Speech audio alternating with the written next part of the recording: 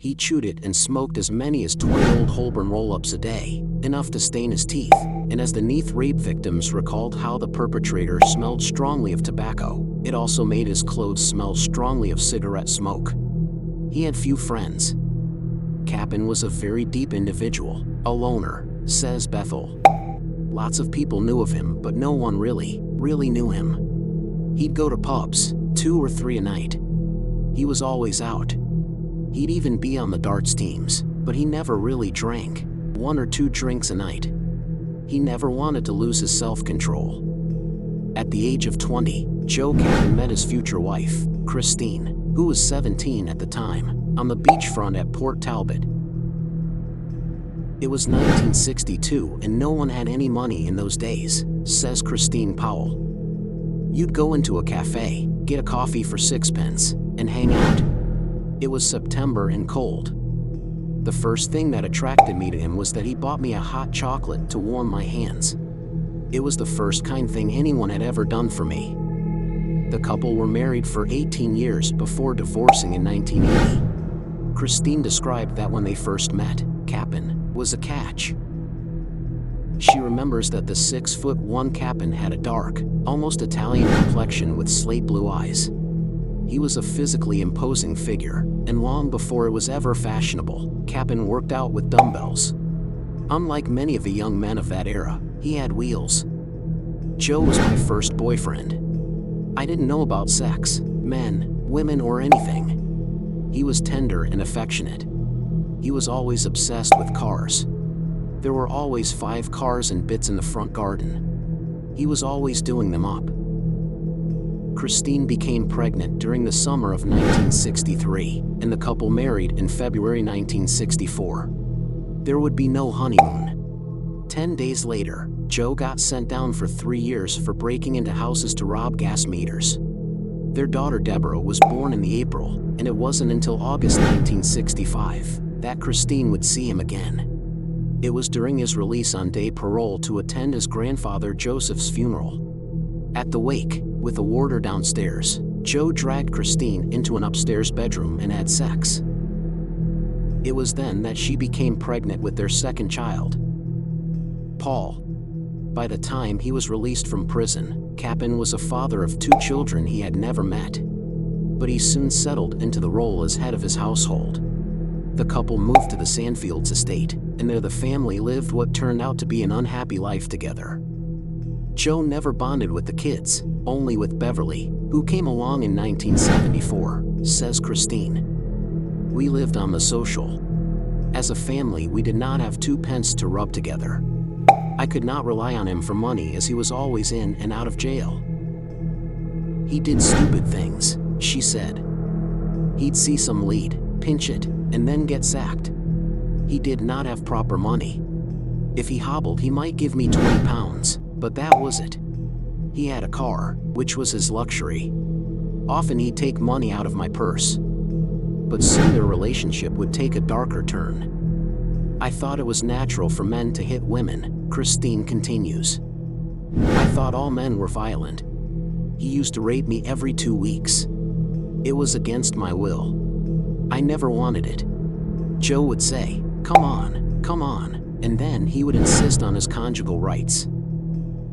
The couple fought frequently, and when police weren't knocking his door to ask about some unsolved burglary, they were often called around to calm things down. We never had an argument unless I was drinking, says Christine. I'd play our One Shirley Bassey record over and over. If he dared tell me to turn it down, I'd start.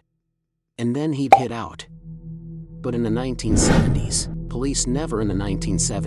police didn't interfere in domestic troubles, and Christine would never press charges.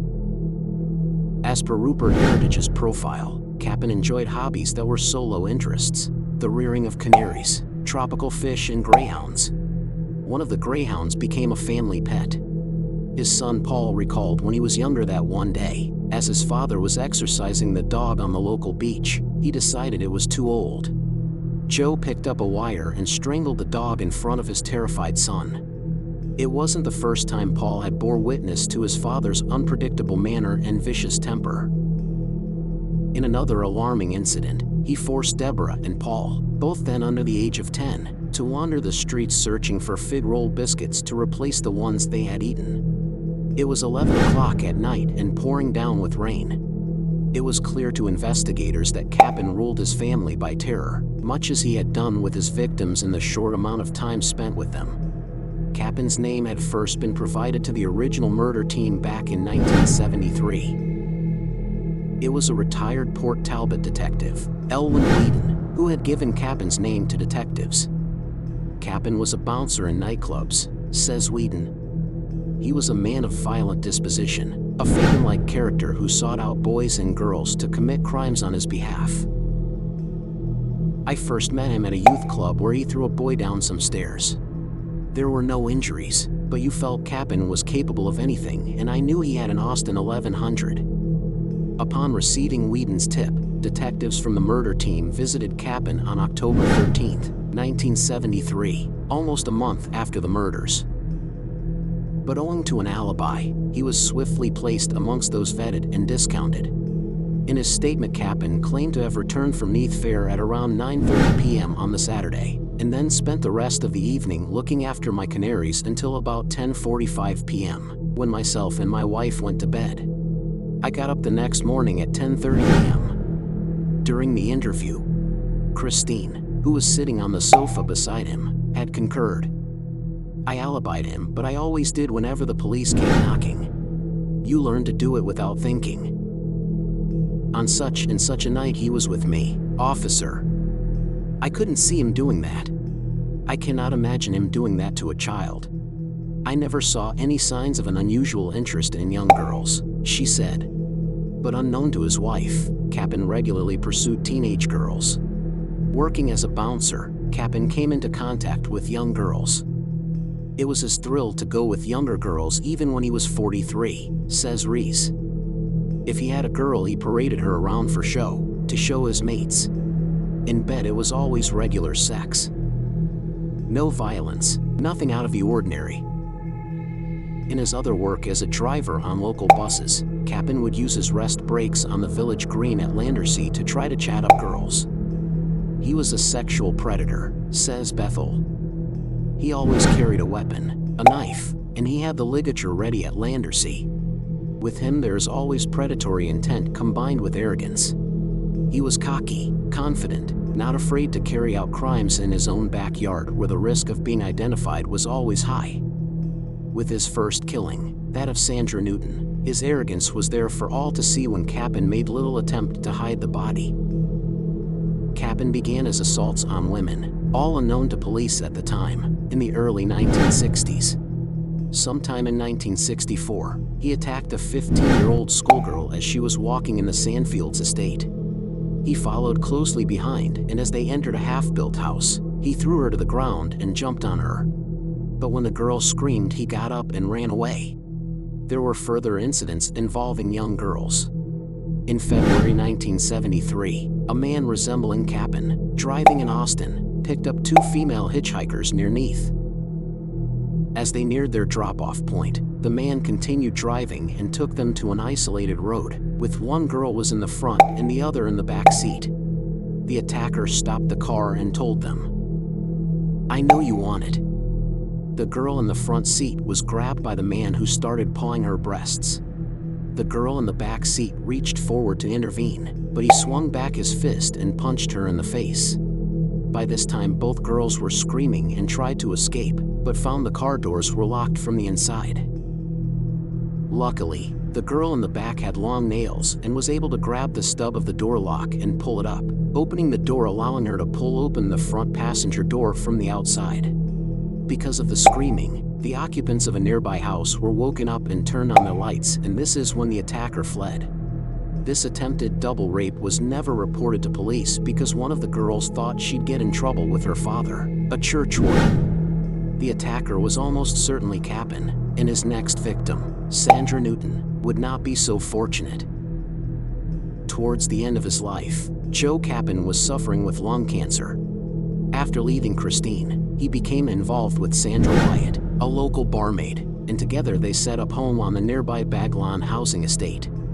Then in his 40s, Kappen hardly left the house, According to Wyatt, he was diagnosed with cancer in 1988 and his body literally wasted away. By the end, the once strapping Kappen was forced to use a wheelchair. He died on June 17, 1990.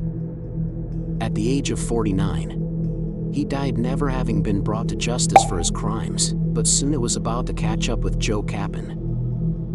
By May 15, 2002, the exhumation team, consisting of pathologists, forensic archaeologists, scientists, forensic dentists and policemen, were ready to begin their work. Over Kappen's grave was erected a large blue tent, and the digging started as dusk fell. After the first coffin, that of Kappen's stepfather, had been raised, the weather turned sharply cold and a storm broke. It had previously been a fine day. The heavens opened and thunder and lightning started, the like of which I have never seen, says Bethel. It was literally at the moment we came across the coffin of Kappen. There was a tremendous sense of foreboding, he said. Is this evil being uncovered? I remember saying to the team, he doesn't want to come up. The coffins, all intact, were taken to a local mortuary and opened. It was there that Bethel finally came face to face with his prime suspect, some 30 years after the crimes. Teeth and a femur from the leg, the likeliest sites for DNA to survive, were removed by forensic scientists and sent for DNA analysis. Their work done, Kappen and his relatives were swiftly reburied. 3 weeks later, the DNA test results came back. It was Joseph Kappen. The Operation Magnum team had mixed feelings about their victory. To be honest, I was disappointed, says Reese. It was a letdown. You're not going to pull him in. It wasn't like arresting him and taking him to a court of law. But for Bethel, there was now final resolution in a case that had haunted investigators for decades. Operation Magnum, the hunt for the offender responsible for the Llandarcy murders, is closed. We are not looking for anyone else. But there were still many unanswered questions, such as how Joe Kappen had managed to slip through the net during the original investigation. Just how did Joseph Kappen get away with the crimes he committed during the 1960s and 70s? It was obvious there were oversights during the initial investigation. The most damaging was a small but telling inconsistency in his story. When detectives first turned up at his home, on October 13, 1973, nearly a month after the murders, his Austin 1100 was outside the house on blocks with the wheels removed, probably because Kappen was trying to switch tires after it was reported by the press that the police had a cast of the killer's tire track from the Llandarcy murder scene. Kappen told the detectives he had put the car on blocks the day after the murders. However, in police logbooks of random stop and check operations in the week after the killing, Kappen and his car were logged as being on the road. No one in the original police team made this startling connection. Without the convenience of logging the data with a computer, which would have made cross-referencing this information just a keystroke away, Kappen's lie went unnoticed. Since 1973, it has become clear that serial killers don't stop until they are caught. I can't believe that if an offender is impulsive enough to pick up victims in his locality, risking being seen, that he would have any qualms about committing other offenses around the country or abroad, says Bethel.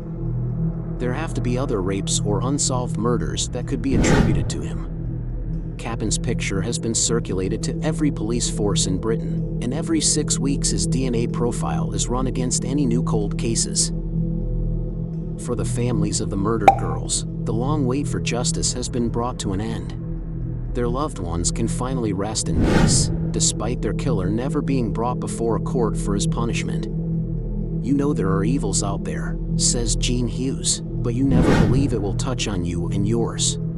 When it does, it is a lifetime sentence of hell. Now we can close the book on that hell forever.